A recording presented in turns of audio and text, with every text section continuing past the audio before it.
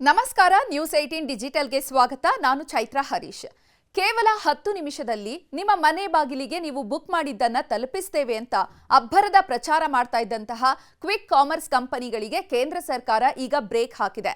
Delivery ಬಾಯ್ಗಳ ಪ್ರಾಣದ ಜೊತೆ ಚೆಲ್ಲಾಟವಾಡ್ತಾ ಇದ್ದ ಕಂಪನಿಗಳಿಗೆ ಕ್ಲಾಸ್ ತಗೊಂಡಿರುವಂತಹ ಕೇಂದ್ರ ಕಾರ್ಮಿಕ ಸಚಿವ ಮನ್ಸುಖ್ ಮಾಂಡವೀಯ ಈ ಕೂಡಲೇ ಟೈಮ್ ಡೆಡ್ಲೈನ್ ಅನ್ನ ಕಿತ್ತೆಸೆಯುವಂತೆ ಖಡಕ್ ಸೂಚನೆ ನೀಡಿದ್ದಾರೆ.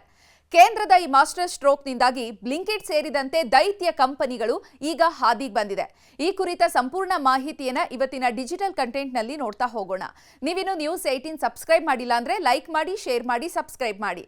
ಸಿಗ್ನಲ್ ಜಂಪ್ ಮಾಡೋದು, ವಿರುದ್ಧ ದಿಕ್ಕಿನಲ್ಲಿ ಗಾಡಿ ಓಡಿಸೋದು, ಪ್ರಾಣ ಕೈಯಲ್ಲಿ ಹಿಡಿದು ರಸ್ತೆಯಲ್ಲಿ ಸರ್ಕಸ್ ಮಾಡೋದು. ಹೌದು, ಕಳೆದ ಕೆಲವು ತಿಂಗಳಿನಿಂದ ಮೆಟ್ರೋ ಸಿಟಿಗಳ ರಸ್ತೆಯಲ್ಲಿ ನಮಗೆ ಕಾಣಸಿಗ್ತಾ ಇದ್ದಂತಹ ದೃಶ್ಯಗಳಿದು. 10 ನಿಮಿಷದಲ್ಲಿ ನಿಮ್ಮ ಕೈಗೆ ಪ್ರಾಡಕ್ಟ್ ಅನ್ನುವಂತಹ ಕಂಪನಿಗಳ ಆ ಒಂದು ಭರವಸೆ ಸಾವಿರಾರು ಡೆಲಿವರಿ ಕಾರ್ಮಿಕರ ಪಾಲಿಗೆ ಮೃತ್ಯು ಪಾಶವಾಗಿ ಪರಿಣಮಿಸಿತ್ತು. ಆದರೆ ಈಗ ಕೇಂದ್ರ ಸರ್ಕಾರ ಈ ಅಪಾಯಕಾರಿ ಆಟಕ್ಕೆ ಬ್ರೇಕ್ ಹಾಕಿದೆ. ಗಿಗ್ ಕಾರ್ಮಿಕರ ಸುರಕ್ಷತೆ ಮತ್ತು ಆರೋಗ್ಯದ ದೃಷ್ಟಿಯಿಂದ ಕೇಂದ್ರ ಸರ್ಕಾರ ಐತಿಹಾಸಿಕ ತೀರ್ಮಾನವೊಂದನ್ನು ಕೈಗೊಂಡಿದೆ.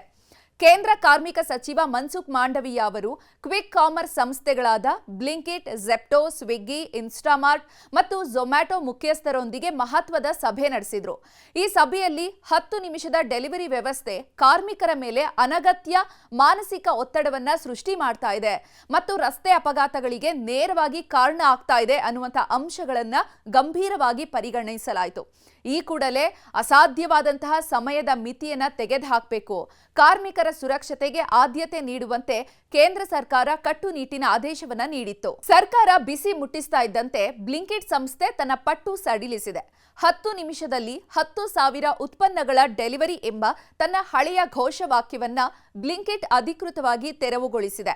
ಅದರ ಬದಲಾಗಿ ಈಗ ನಿಮ್ಮ ಮನೆ ಬಾಗಿಲಿಗೆ 30,000ಕ್ಕೂ ಹೆಚ್ಚು ಉತ್ಪನ್ನಗಳ ಡೆಲಿವರಿ ಅಂತ ತನ್ನ ಸ್ಲೋಗನ್ ಅನ್ನ ಬದಲಾಯಿಸಿಕೊಂಡಿದೆ.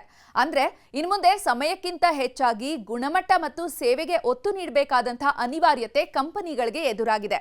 ಕಂಪನಿಗಳ ಈ ಆತುರದ ನೀತಿಯ ವಿರುದ್ಧ ಗಿಗ್ ಕಾರ್ಮಿಕರು ದೀರ್ಘಕಾಲದಿಂದ ಬೃಹತ್ ಪ್ರತಿಭಟನೆಯನ್ನ ನಡೆಸ್ತಾ ಇದ್ರು. ಸಂಸದ ರಾಘವ್ ಚಡ್ಡಾ ಸೇರಿದಂತೆ ಹಲವು ನಾಯಕರು ಸಂಸತ್ತಿನಲ್ಲಿ ಕಾರ್ಮಿಕರ ಪರ ಧ್ವನಿ ಎತ್ತಿದ್ರು. ಕಾರ್ಮಿಕರ ಹಿತಕ್ಕಿಂತ ಕಂಪನಿಯ ಲಾಭ ದೊಡ್ಡದಲ್ಲ ಅಂತ ಪ್ರತಿಪಾದಿಸಿತ್ತು ಸರ್ಕಾರ. ಕೊನೆಗೂ ಕೂಡ ಕಾರ್ಮಿಕರ ಪರವಾಗಿ ನಿಂತಿದೆ. ಇದರಿಂದಾಗಿ ಲಕ್ಷಾಂತರ ಡೆಲಿವರಿ ಬಾಯ್ಗಳು ನಿಟ್ಟುಸಿರು ಬಿಡುವಂತಾಗಿದೆ.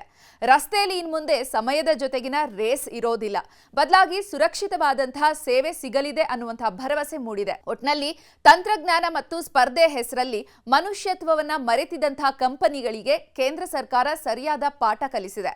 10 ನಿಮಿಷದ ಕ್ರೇಜ್ ಈಗ ಕೊನೆಗೊಂಡಿದೆ. ಗಿಗ್ ಕಾರ್ಮಿಕರ ಬದುಕಿಗೆ ಹೊಸ ಭರವಸೆ ಸಿಕ್ಕಂತಾಗಿದೆ. ನಿರ್ಭೀತ, ನಿಷ್ಪಕ್ಷಪಾತ, ವಿಶ್ವಾಸಾರ್ಹ ಸುದ್ದಿಗಳಿಗೆ ಮತ್ತೊಂದು ಹೆಸರಾಗಿರುವ ನ್ಯೂಸ್ 18 ಕನ್ನಡ ಈಗ ಆಪ್ನಲ್ಲೂ ಲಭ್ಯವಿದೆ.